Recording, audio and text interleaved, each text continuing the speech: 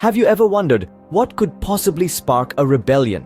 What specific circumstances led to the Houthi rebellion in Yemen?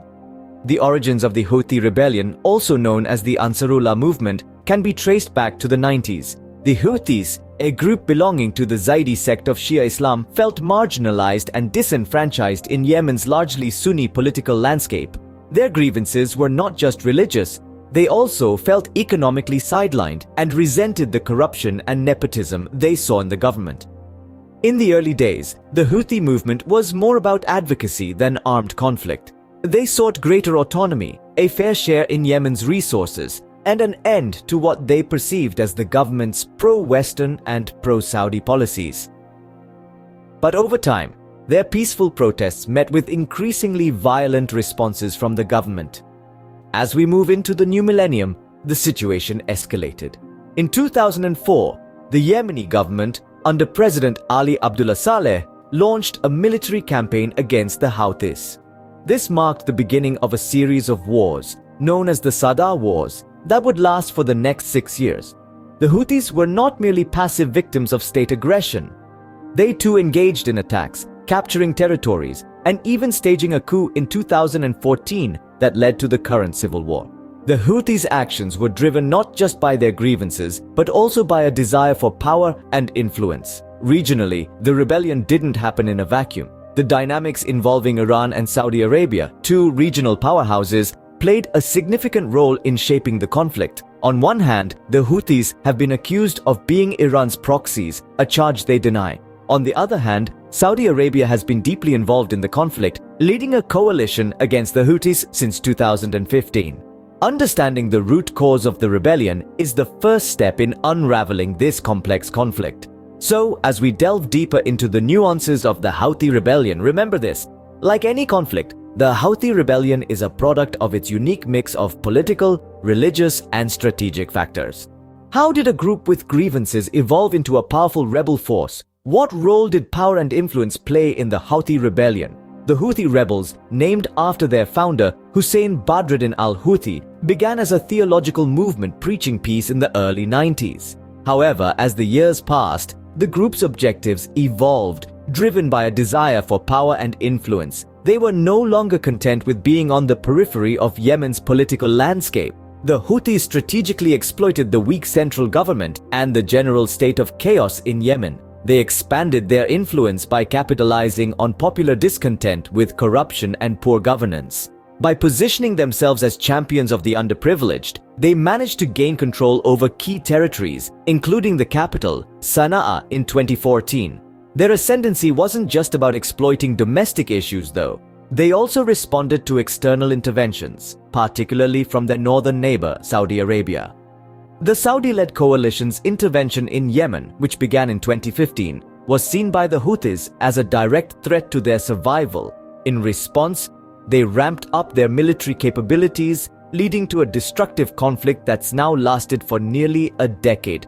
But it's not just about survival. The Houthis also have strategic objectives. They understand that controlling key territories, like the port city of Hodeidah, gives them leverage in any future political negotiations. It's a high-stakes game of chess, with each side trying to outmaneuver the other. Religion plays its part too. The Houthis belong to the Zaidi sect of Shia Islam, a minority in a predominantly Sunni country. They've used this religious identity to rally support and to justify their rebellion, citing historical marginalization and persecution.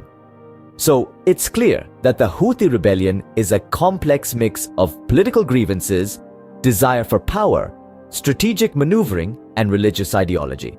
It's a potent brew that's fueled one of the most devastating conflicts of the 21st century. The thirst for power and influence is a common driver of conflicts, and the Houthi rebellion is no exception.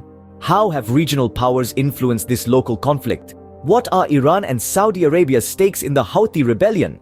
To understand the Houthi rebellion, it's vital to take a look at the wider regional dynamics, particularly the roles of Iran and Saudi Arabia.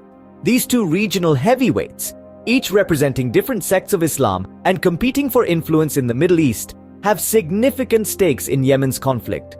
Firstly, let's address Iran's role. Iran is widely believed to provide support to the Houthis, although the extent and nature of this support are hotly debated. Iran's backing of the Houthis is often seen as part of a broader strategy to expand its influence across the Middle East and challenge its key regional rival, Saudi Arabia. This support reportedly includes financial aid, weapons, and training, which have helped the Houthis maintain their resistance. Now let's shift our focus to Saudi Arabia. The kingdom views the Houthi rebellion as a direct threat to its security and influence in the region. As a result, Saudi Arabia has led a coalition of Arab states in a military intervention against the Houthis since 2015, aiming to restore the internationally recognized Yemeni government. Saudi Arabia's involvement has significantly escalated the conflict, turning a local rebellion into a full-blown war. It's also worth mentioning that the rivalry between Iran and Saudi Arabia, often framed in sectarian terms as a battle between Shia and Sunni Islam, has added a religious dimension to the conflict. This has further complicated the situation, making a peaceful resolution even more challenging to achieve. In conclusion, the roles of Iran and Saudi Arabia in the Houthi rebellion cannot be understated. Their involvement, driven by a mix of strategic, ideological, and security concerns, has significantly shaped the course of the conflict, escalating it beyond Yemen's borders and turning it into a proxy war. Regional dynamics often play a critical role in shaping local conflicts, and the Houthi rebellion is a prime example. How has religion fueled the Houthi rebellion? What role has ideology played in this conflict? These are the questions we are going to answer in this segment. Religion and ideology are often intertwined with politics, and the Houthi rebellion is no exception. The Houthis adhere to a branch of Shia Islam known as Zaydism. Zaydis comprise roughly a third of Yemen's population, and they have a history of feeling marginalized, both politically and socially. This sense of marginalization has been one of the key drivers of the Houthi rebellion. The Zaydi Shia doctrine is unique in the Islamic world, and it has played a significant role in shaping the Houthis' worldview. It holds that only a descendant of Prophet Muhammad's grandson, Imam Ali, who is also just and capable, has the right to lead the community. This belief has informed the Houthis' desire for leadership and governance, fueling their quest for power and influence. But religion is not just a source of motivation for the Houthis. It is also a tool. The Houthis have leveraged their religious identity to garner support, both domestically and internationally. They have painted their struggle as a religious one, rallying fellow Zaydis and other Shia communities around their cause. Moreover, the Houthis have used their religious ideology to justify their actions. They have framed their rebellion as a defense of their faith and their community. This narrative has been instrumental in sustaining their movement and legitimizing their use of violence. However, it's important to note that religion is not the sole driver of the Houthi rebellion. It is one of many factors intertwined with political grievances, regional dynamics, and strategic objectives. But without a doubt, the Zaydi Shia beliefs of the Houthis have significantly influenced their actions and objectives. Religion and ideology often provide the fuel for conflicts, and the Houthi rebellion is a case in point. Understanding this aspect offers a more nuanced perspective on the complexities of the rebellion and the broader Yemen conflict. So, what exactly are the Houthis fighting for? What are their strategic objectives? This question is at the heart of understanding the Houthi rebellion. The Houthis have a number of strategic objectives, some of which are political, others religious or ideological. They want to address what they perceive as systemic political and economic marginalization. They aspire to have a greater say in the governance of Yemen, a country where they form a significant part of the population. Aside from domestic political grievances, the Houthis also have regional ambitions.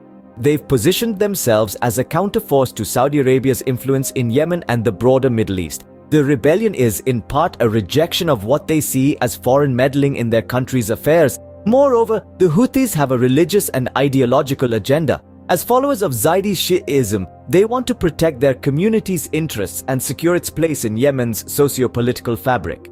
They see themselves as the guardians of Zaydi traditions and values in the face of Sunni dominance and Western influence.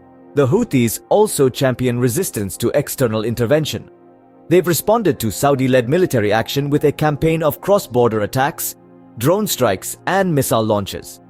These actions serve not only to deter further intervention, but also to demonstrate their resilience and military capabilities. Furthermore, they have strategic objectives tied to their survival as a political and military entity. They seek to retain control over territories they've captured, consolidate their power, and strengthen their political legitimacy. So, do the Houthis want power and influence?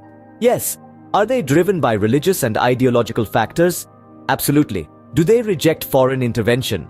Undeniably. Yet they are also fighting for survival, recognition, and a place at the table where the future of Yemen is decided.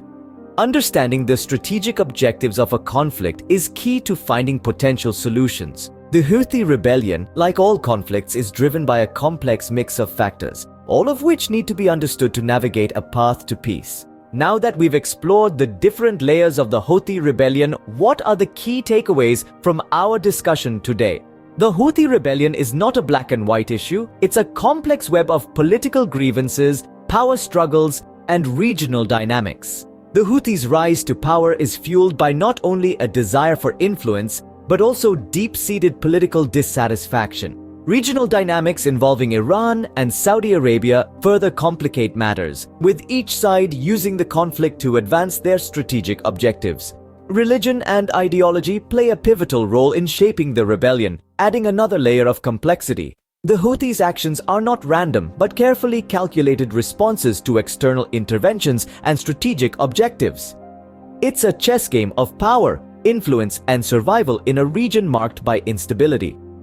Understanding these complexities is crucial in seeking resolution to this long-standing conflict. Remember, understanding is the first step to resolution. Do not forget to like, share, and subscribe for more content that unravels the complexities of our world.